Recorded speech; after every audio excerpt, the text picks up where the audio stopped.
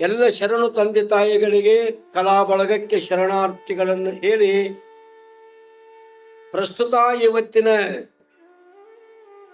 ಚಿಂತನದ ಕಾರ್ಯಕ್ರಮದಲ್ಲಿ ನಾವು ನೀವೆಲ್ಲರೂ ಪಾಲ್ಗೊಳ್ಳೋಣ. ಜಗತ್ತಿಗೆ ಭಕ್ತಿ ಜ್ಞಾನ ವೈರಾಗ್ಯ ಉಪರತಿಗಳನ್ನು ಉಪದೇಶಿಸಲ್ಪಟ್ಟ ರಾಜಯೋಗಿ ಕೈವಲ್ಯ ಚಕ್ರವರ್ತಿ ಶ್ರೀಮನ್ ನಿಜಗುಣ ಶಿವಯೋಗಿಗಳವರಿಂದ ರಚಿಸಲ್ಪಟ್ಟಿರುವ 6 ಕೃತಿಗಳಲ್ಲಿ ಮೇರು ಕೃತಿ ಕೈವಲ್ಯ ಪದ್ಧತಿ ನಾಮಕ ಗ್ರಂಥದ ಒಂದು ಪದ್ಯದಲ್ಲಿ ಬರತಕ್ಕಂಥ ಒಂದು ಚರಣವನ್ನು ಆಧಾರವಾಗಿರಿಸಿಕೊಂಡು ಇವತ್ತಿನ ಪ್ರವಚನ ಕಾರ್ಯಕ್ರಮ ಆರಂಭವಾಗುತ್ತಾ ಇದೆ. ಮತಿಗೆ ಮಂಗಲವೀವುದಾವುದು ಪ್ರಶ್ನೆಯನ್ನು ಮಾಡುತ್ತಾರೆ ಶ್ರೀಮನ್ ನಿಜಗುಣ ಶಿವಯೋಗಿಗಳು.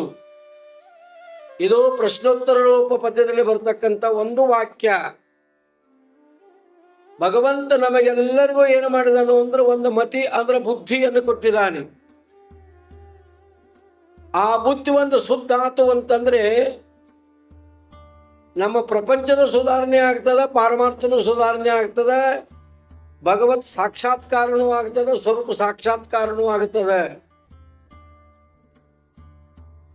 ಶುದ್ಧಾಯ ಬುದ್ಧಿ ಖಿಲಕಾಮಧೇನು ಅಂತ ಶಾಸ್ತ್ರಗಳು ಕರ್ಕೊಂಡು ಬಂದಿದ್ದಾವೆ.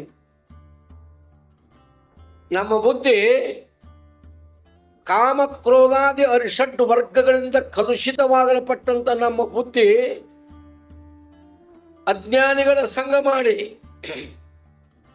ಅವಿವೇಕಿಗಳ ಸಂಗ ಮಾಡಿ, ಪಾಮರರ ಸಂಗ ಮಾಡಿ, ವಿಷಯಾದಿಗಳನ್ನು ಭೋಗಿಸಿ ಮನಸ್ಸೆಲ್ಲ ಏನಾಗಿದೆ ಅಂದ್ರೆ ಮಲಿನ ಆಗಿದೆ.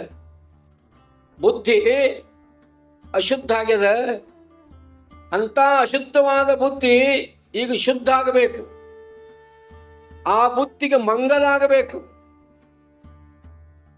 ಅಂತ ಬುದ್ಧಿಗೆ ಮಂಗಲವೀವುದು ಆವುದು. ನಿಜಗೊಂಡ್ರು ಪ್ರಶ್ನೆಯನ್ನು ಮಾಡ್ತಾರೆ.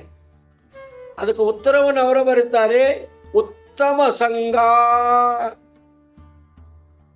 ಉತ್ತಮರ ಸಂಘವನ್ನು ಮಾಡ್ರಿ.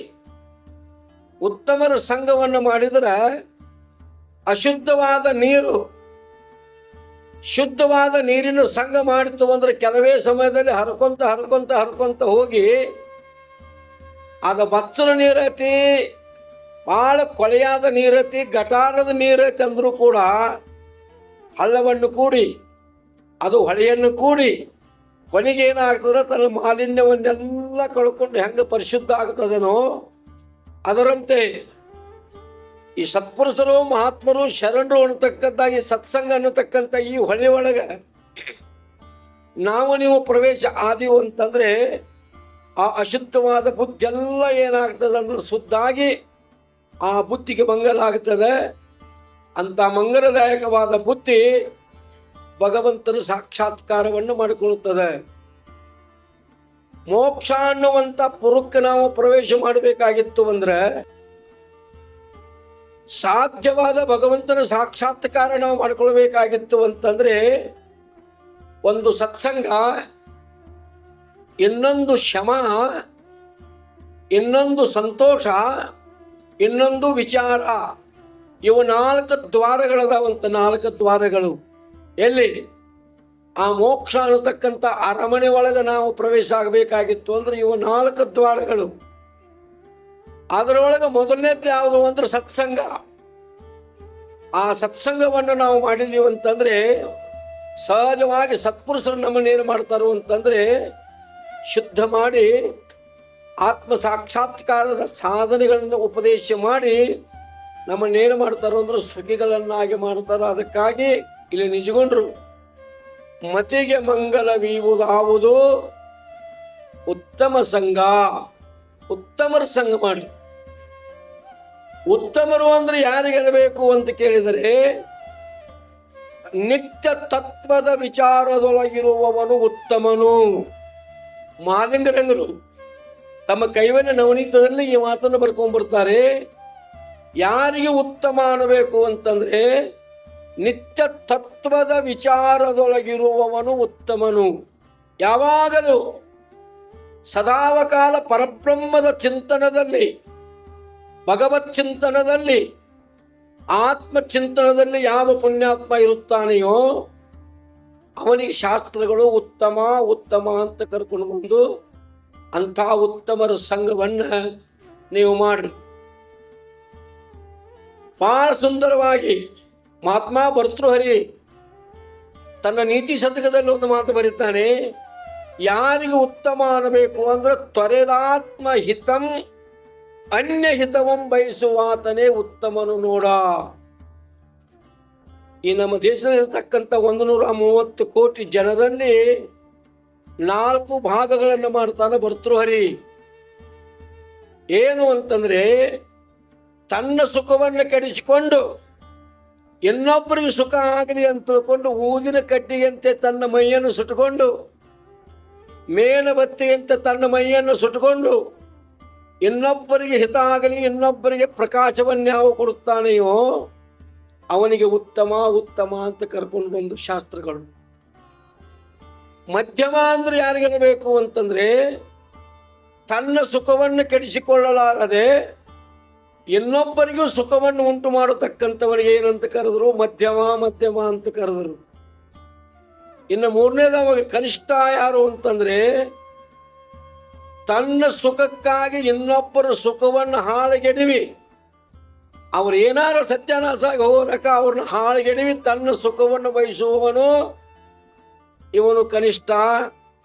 ಅದ್ರ ಮುಂದೆ ಇನ್ನೊಬ್ಬದಾನ ಅಧಮ ಅಧಮ. ಅವ್ಯಾರ ಅಂತಂದ್ರೆ, ತನ್ನ ಸುಖ ಕೆಡಿಸಿಕೊಂಡು ಇನ್ನೊಬ್ಬರಿಗೆ ದುಃಖ ಕೊಡ್ತಕ್ಕಂಥ ವೇದದಾನು ಅಂದ್ರೆ ಇವು ನಾಲ್ಕನವ ಅಧಮ ಅಧಮ ಅಂತ ಶಾಸ್ತ್ರ ಕರ್ಕೊಂಡು ಬಂದಿದ್ದಾವೆ. ಹಂಗಿಲ್ಲಿ ನೀವು ಯಾರ ಸಂಘ ಮಾಡಬೇಕು ಅಂತಂದ್ರೆ, ತ್ವರೆದಾತ್ಮ ಹಿತಂ ಅನ್ಯ ಹಿತವಂ ಬಯಸುವಾತನೇ ಉತ್ತಮನು ನೋಡ. ತನ್ನ ಸುಖವನ್ನು ತನಗೆ ಸುಖ ಆಗಲಿ ಆಗದೆ ಇರಲಿ, ಜೀವಿಗಳ ಕಲ್ಯಾಣ ಆದ್ರೆ ಸಾಕು ಅಂತ ತಿಳ್ಕೊಂಡು ಸದೋದಿತವಾಗಿ ಏನು ಪ್ರಯತ್ನ ಮಾಡ್ತಾನಲ್ಲ, ಇದಕ್ಕೆ ಇವರಿಗೆ ಏನಂತಾರೋ ಅಂದ್ರೆ ಉತ್ತಮರು ಉತ್ತಮರು ಅಂತ ಕರೀತಾರೆ. 1971ನೇ ಇಸ್ವಿಯಲ್ಲಿ ಅಖಿಲ ಭಾರತ ವೇದಾಂತ ಪರಿಷತ್ತನ್ನು ಕರೆದು ಇಡೀ ದೇಶದಲ್ಲಿರ್ತಕ್ಕಂಥ ಎಲ್ಲ ಮಹಾನ್ ಮಹಾಮಂಡೇಶ್ವರರನ್ನು ಕೂಡಿಸಿ ಇಂಥದಲ್ಲಿ ದೊಡ್ಡ ಮಹಾ ವೇದಾಂತ ಪರಿಷತ್ತನ್ನು ಮಾಡಿ ಅಂದಿನಿಂದ ಇಂದಿನವರೆಗೆ 54 ವರ್ಷಗಳ ಪರ್ಯಂತರವಾಗಿ ಪುರಾ ಪಟ್ಟಣ ಹಳ್ಳಿಗಳನ್ನು ಸಂಚರಿಸಿ ಪಾದವನ್ನಿಟ್ಟ ನೆಲದಲ್ಲಿ ವೇದಾಂತ ಪರಿಷತ್ತನ್ನು ಮಾಡಿ ಲಕ್ಷ ಲಕ್ಷ ಜನರ ಮತಿಗೆ ಮಂಗಲವನ್ನು ಉಂಟು ಮಾಡಿದ ಏಕೈಕ ಜಗದ್ಗುರು ಯಾರು ಅಂದ್ರೆ ಶಿವಾನಂದ ಭಾರತಿ ಅಪ್ಪಾಜಿಗಳು. ಇಂಥ ಮತಿಗೆ ಮಂಗಲವನ್ನು ಉಂಟು ಮಾಡುವಂಥ ಕಾರ್ಯವನ್ನು ಯಾರೂ ಮಾಡಿಲ್ಲ, ಯಾವ ಪರಂಪರೆಯಲ್ಲಿಯೂ ಮಾಡಿಲ್ಲ. ನಿಮಗೆಲ್ಲ ಗೊತ್ತು, ಶ್ರೀಗಳ ಶತಮಾನೋತ್ಸವದಲ್ಲಿ ಎಷ್ಟು ಮಂದಿ ಮಹಾತ್ಮರನ್ನ ಅಪ್ಪ ಅವರ ಕರೆಸಿ ನಮಗೆಲ್ಲ ದರ್ಶನ ಮಾಡಿರುವಂತಂದ್ರೆ ನಿಮಗೆಲ್ಲ ಅನುಭವದ. ಹೌದು, ಆಂಧ್ರ ಪ್ರದೇಶ, ಕರ್ನಾಟಕ, ಮಹಾರಾಷ್ಟ್ರ, ಉತ್ತರ ಹಿಂದೂಸ್ತಾನ, ಕಾಶಿ, ಹರಿದ್ವಾರ, ಗೋವಾ ಇತ್ಯಾದಿ ರಾಜ್ಯಗಳಿರ್ತಕ್ಕಂಥ ಎಲ್ಲ ಮಹಾತ್ಮರನ್ನು ತಂದು ನಮ್ಮ ಮತಿಗೆ ಮಂಗಲಾಗುವಂಥ ಕಾರ್ಯವನ್ನು ಮಾಡಿದವರು ಯಾರು ಅಂದ್ರೆ ಜಗದ್ಗುರು ಶಿವಾನಂದ ಭಾರತಿ ಅಪ್ಪಾಜಿಯವರು. ಇದಕ್ಕೇನಂತಾರು ಅಂದ್ರೆ ಉತ್ತಮರು ಉತ್ತಮರು ಅಂತ ಕರೀತಾರೆ. ಜಗವೆಂದರು ತಾನೇ, ಜಗದೀಶನೆಂದರು ತಾನೇ, ಜಗದಾತ್ಮರೆಲ್ಲರನ್ನು ತಾನೆಂದು ಬಗೆಯುವಾತನೇ ಉತ್ತಮನು ನೋಡ ಅಂತ ನಿಜಗೊಂಡರು ಅನುಭವ ಸಾರದಲ್ಲಿ ಬರ್ಕೊಂಡು ಬಂದಿದ್ದಾರೆ. ಅಂಥ ಉತ್ತಮರ ಸಂಘವನ್ನು ಮಾಡಿ ನಮ್ಮ ಜೀವನವನ್ನು ಸಾರ್ಥಕ ಮಾಡಿಕೊಳ್ಳೋಣ ಅಂತ ಸದ್ಬುದ್ಧಿಯನ್ನು ಸದ್ಗುರು ನಮಗೆಲ್ಲರಿಗೂ ಅನುಗ್ರಹ ಮಾಡಲಿ ಅಂತ ಹೇಳ್ತಾ ಸೇವಾರೂಪ ಪುಷ್ಪಗಳನ್ನು ಸದ್ಗುರು